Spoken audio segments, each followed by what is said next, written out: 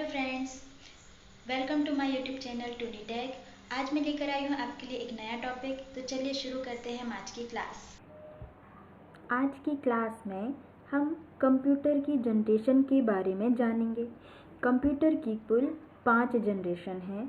First generation 1946 से 1956 तक, second generation 1956 से 1964 तक, थर्ड जनरेशन 1964 से 1971 तक, फोर्थ जनरेशन 1971 से 1980 तक और फिफ्थ जनरेशन 1980 से अब तक। वर्तमान में कंप्यूटर की 5वीं जनरेशन या फिफ्थ जनरेशन चल रही है। अब हम प्रत्येक जनरेशन के बारे में जानते हैं। सबसे पहले हम जानते हैं कंप्यूटर की फर्स्ट जनरेशन के बारे में। अब इस वीडियो में प्रत्येक जनरेशन के लिए 3 मुख्य पॉइंट बनाए गए हैं। उसी के आधार पर हम प्रत्येक जनरेशन के बारे में चर्चा करेंगे। सबसे पहला पॉइंट है तकनीक, दूसरा है मेमोरी और तीसरा है लैंग्वेज। अब तकनीक, फर्स्ट जनरेशन में कंप्यूटर में कौन सी तकनीक यूज़ की गई? Vacuum tube. अब वैक्यूम ट्यूब को और किस नाम से जाना जाता है? निर्वात नली।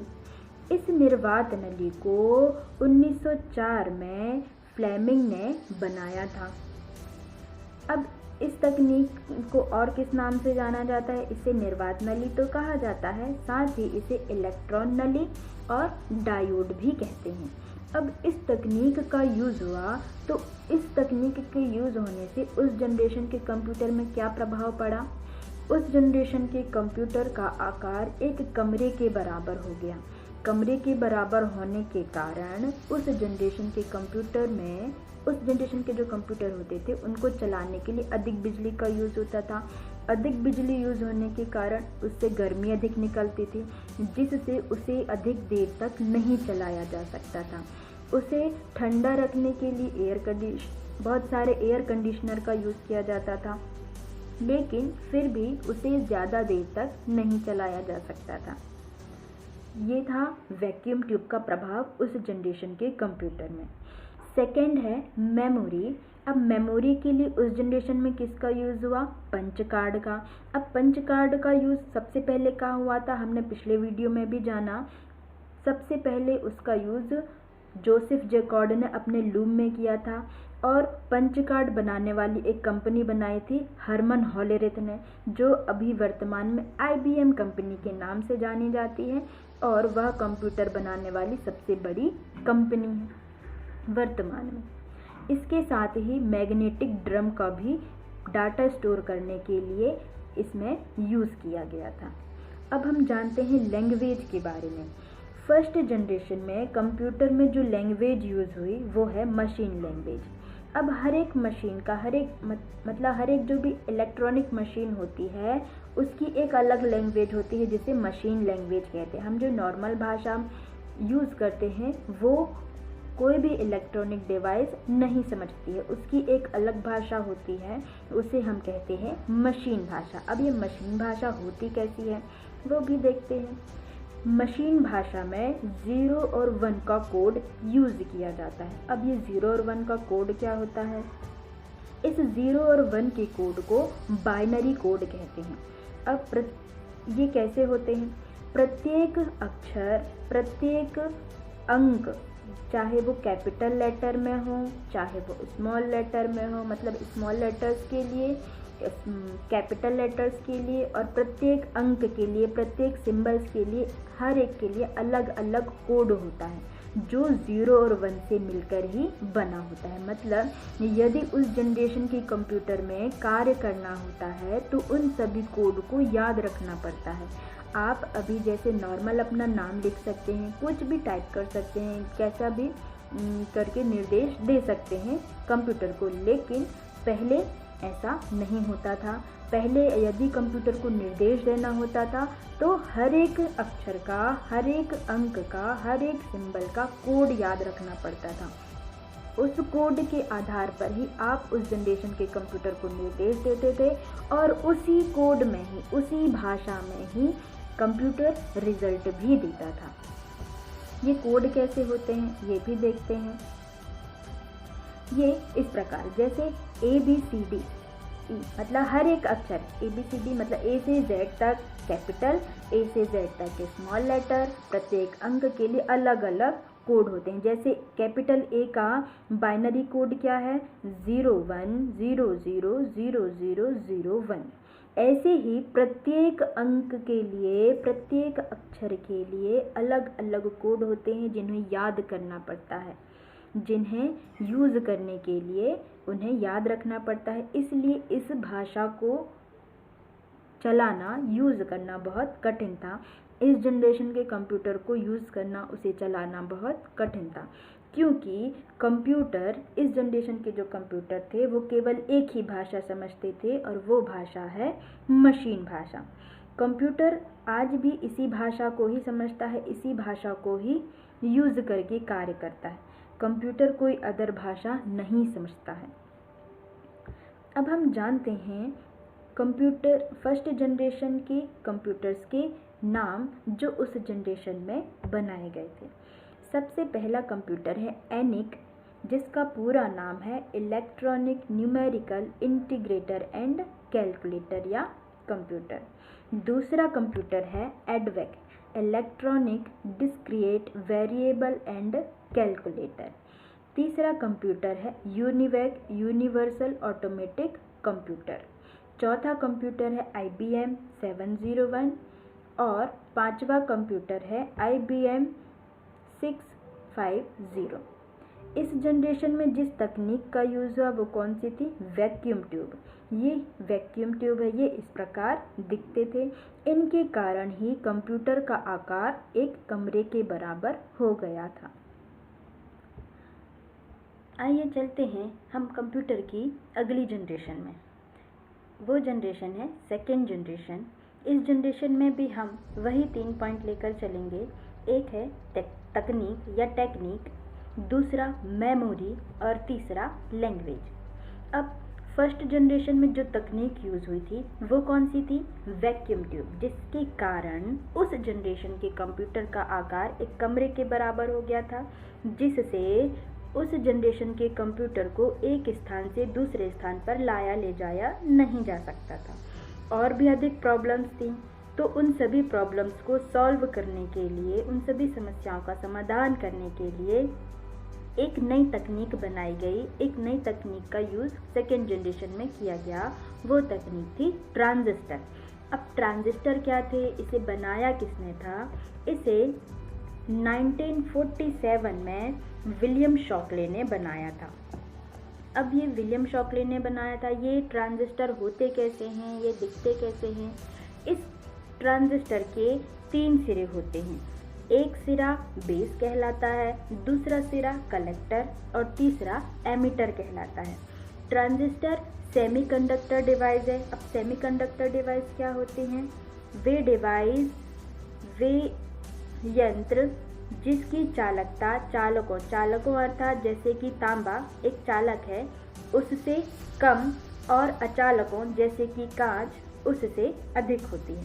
वैसे ही ट्रांजिस्टर भी एक सेमीकंडक्टर डिवाइस है जो इलेक्ट्रिसिटी के मूवमेंट को कंट्रोल करने का काम करता है। मतलब वो कब स्टार्ट होगा, कब स्टॉप होगा, उन सभी को कंट्रोल करने का काम ट्रांजिस्टर के द्वारा किया जाता है।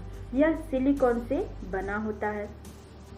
ट्रांजिस्टर का यूज़ होने के कारण इस जनरेशन के कंप्यूटर का आकार फर्स्ट जनरेशन के कंप्यूटर के आकार से कम हो गया, थोड़ा छोटा हो गया।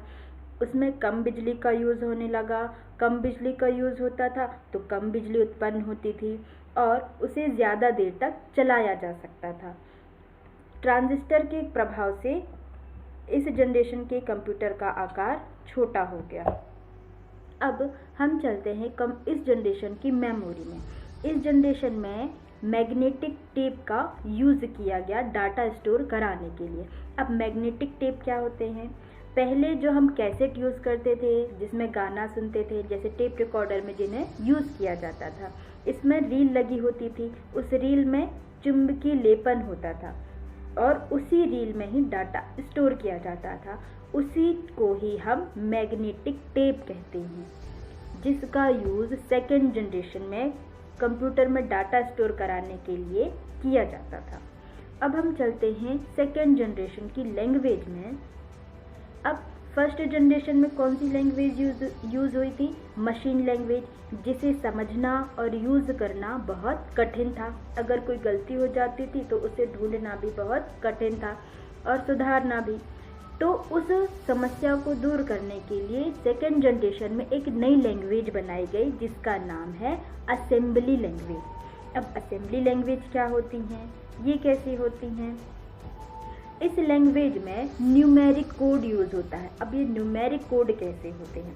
अब फर्स्ट जनरेशन में जो मशीन लैंग्वेज यूज़ हुई थी उसमें हर एक के लिए अलग अलग, हर एक अक्षर के लिए अलग अलग कोड यूज़ होता है, जो कि 0 और 1 से मिलकर बना होता था। अब असेंबली लैंग्वेज में इसमें भी कोड यूज़ होता है, उस कोड को हम क्या बोलते हैं? Numeric code. अब ये कोड कैसे होते हैं?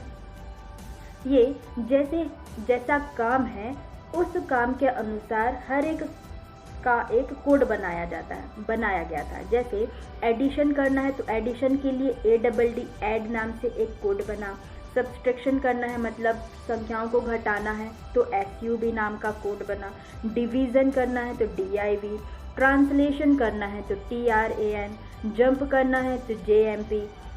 इसी प्रकार जैसा काम होता था उसी के आधार पर उन्हीं शब्दों से एक कोड बनाया जाता था जिन्हें याद रखना पड़ता था। इसमें भी कोड याद रखना पड़ता था, लेकिन इन्हें याद रखना मशीन भाषा के कोड से याद रखना ज़्यादा आसान था। इन्हें आसानी से यूज़ किया जा सकता था, नॉर्मल व्यक्ति इसे चला सकता था, लेकिन फिर भी इसमें कोड का यूज़ होता था। लेकिन ये मशीन लैंग्वेज से आसान था।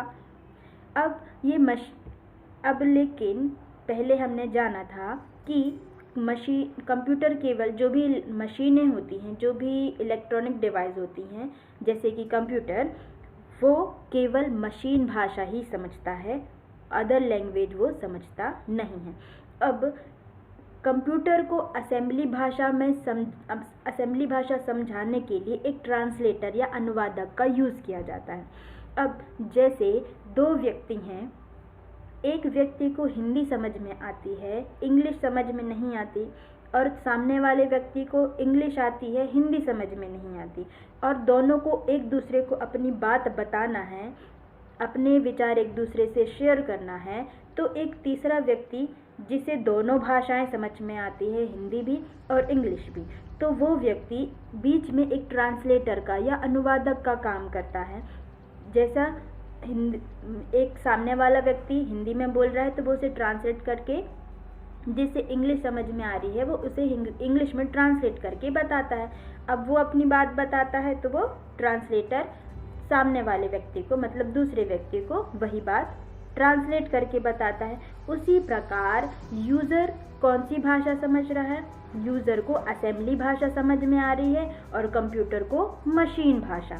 तो असेंबली भाषा को मशीन भाषा में ट्रांसलेट करने के लिए एक ट्रांसलेटर का यूज़ किया गया। वो कौन सा ट्रांसलेटर है? असेंबलर, जो कि असेंबली भाषा को मशीन भाषा में और मशीन भाषा को असेंबली भाषा में ट्रांसलेट करता है। मतलब यूज़र जो भी निर्देश दे रहा है वो असेंबली भाषा में दे रहा है, मतलब इन कोड के अनुसार दे रहा है, जो कि कंप्यूटर नहीं समझता। अब यूज़र ने निर्देश दिया, ट्रांसलेटर, कौन सा ट्रांसलेटर?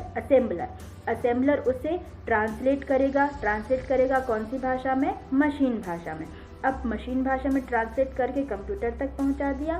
कंप्यूटर उस जो निर्देश दिए गए हैं मशीन भाषा में जो ट्रांसलेट करके उसके पास पहुँचे, तो कंप्यूटर उनका कैलकुलेशन करेगा और रिज़ल्ट तैयार करके वापस असेंबलर को भेजेगा और असेंबलर उसको ट्रांसलेट करके वापस असेंबली भाषा में मॉनिटर में शो कराएगा।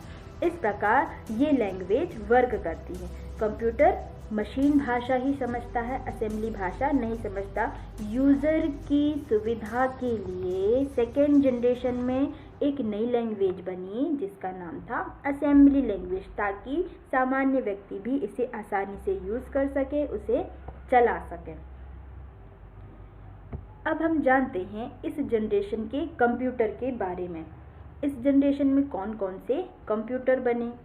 एक है IBM 700, दूसरा है IBM 1401, एक है एटलास और अगला है मार्क 3।